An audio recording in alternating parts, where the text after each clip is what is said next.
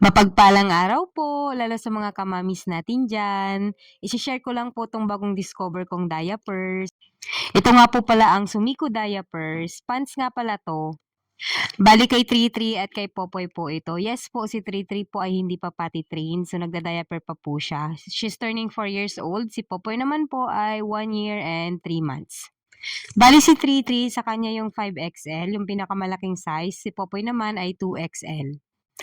Pants ito at manipis pero very absorbent at higit sa lahat breathable siya or comfy isuot sa mga bata.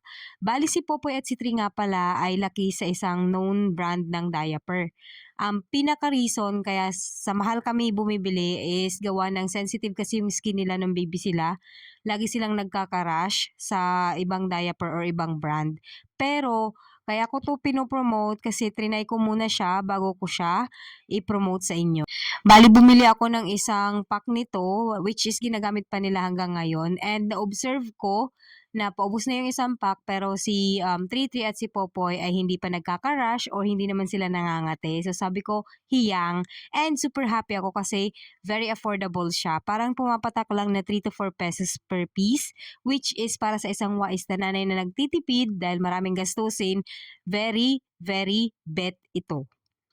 Kaya kung gusto nyo rin, nasa comment section yung link. Order na po kayo. Happy shopping!